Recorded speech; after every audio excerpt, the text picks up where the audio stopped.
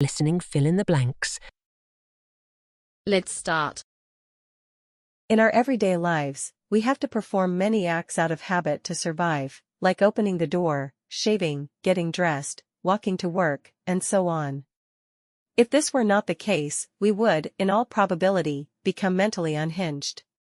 So strongly ingrained are our habits, though this varies from person to person, that sometimes when a conscious effort is made to be creative, automatic response takes over. We may try, for example, to walk to work following a different route, but end up on our usual path. By then it is too late to go back and change our minds. Another day, perhaps. The same applies to all other areas of our lives. When we are solving problems, for example, we may seek different answers, but, often as not, find ourselves walking along the same well-trodden paths.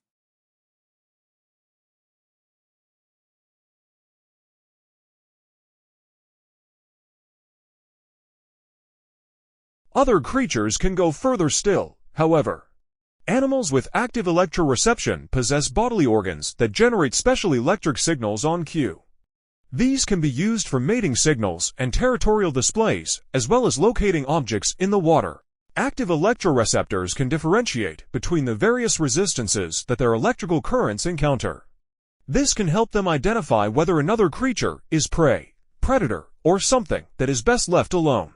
Active electroreception has a range of about 1 body length, usually just enough to give its host time to get out of the way or go in for the kill.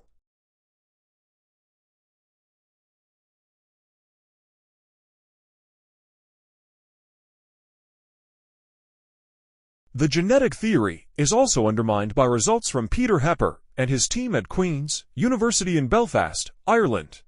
In 2000, the psychologists used ultrasound to show that by the 15th week of pregnancy, fetuses already have a preference as to which thumb they suck. In most cases, the preference continued after birth.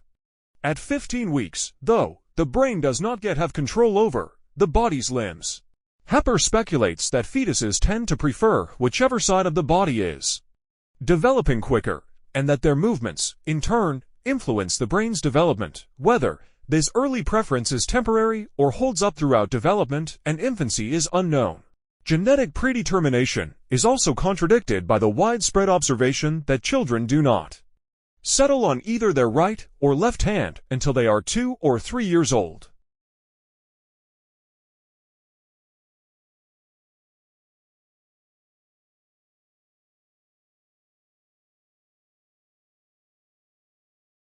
Identify the causes. Jan Elsnera, Melbourne psychologist who specializes in executive coaching, says thriving on a demanding workload is typical of senior executives and other high-potential business people.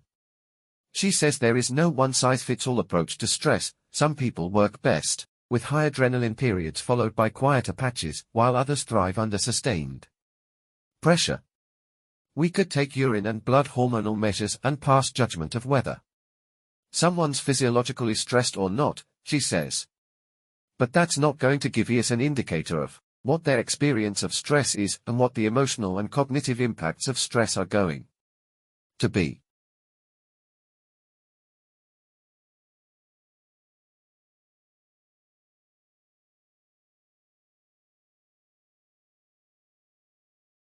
Another issue is the extent to which the technology influences or even controls the workforce. For over 2 years, Puccini monitored a telecommunications company. The way telecom salespeople work is through personal and frequent contact with clients, using the benefit of experience to assess a situation and reach a decision. However, the company had started using an algorithm that defined when account managers should contact certain customers about which kinds of campaigns and what to offer them.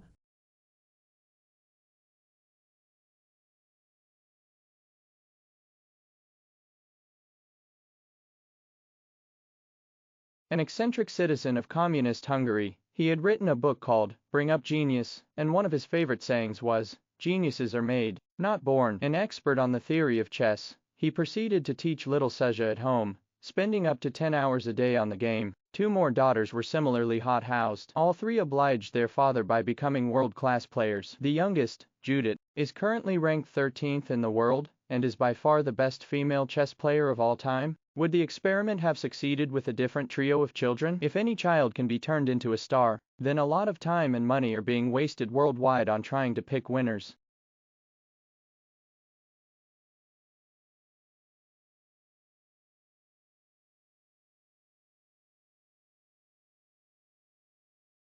The repeating cycle of sand inching up the windward side to the dune crest, then slipping down the dune slip face allows the dune to inch forward, migrating in the direction the wind blows. As you might guess, all of this climbing then slipping leaves its mark on the internal structure of the dune. The image on the right shows fossil sand dune structure preserved in the Merced Formation at Fort Funston, Golden Gate National Recreation Area. The sloping lines, or laminations you see, are the preserved slip faces of a migrating sand dune. This structure is called cross-bedding and can be the result of either wind or water currents.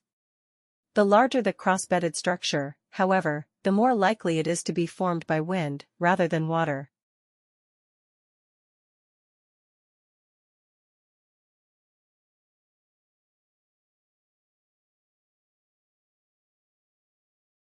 This is primarily achieved today through cavity wall insulation. Insulating bricks are built in two separate leaves, as they are cailled in the trade.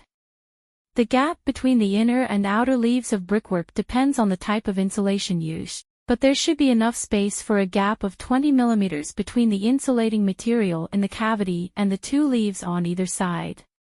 The air in these gaps is an efficient insulator by itself. Cavity walls have replaced solid walls, because they are more resistant to rain penetration.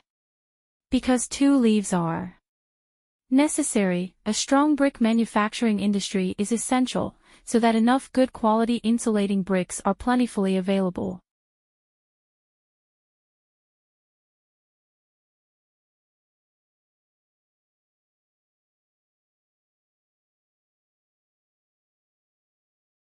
Statistics give little clue as to which system is best. The performance of the most able is heavily affected by factors other than state provision. Most state education in Britain is nominally non-selective, but middle-class parents try to live near the best schools. Ambitious Japanese parents have made private, out-of-school tuition a thriving business, and Scandinavia's egalitarianism might work less well in places with more diverse populations and less competent teachers. For what it's worth, the data suggests that some countries, like Japan and Finland, see table, can eschew selection and still thrive, but that does not mean that any country can ditch selection, and do as well.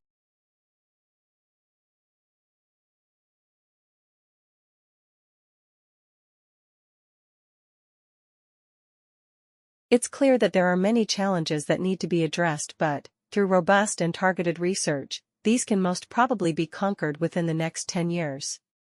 Mobility will change in such potentially significant ways and in association with so many other technological developments, such as telepresence and virtual reality, that it is hard to make concrete predictions about the future. However, one thing is certain, change is coming, and the need to be flexible in response to this will be vital for those involved in manufacturing the vehicles that will deliver future mobility.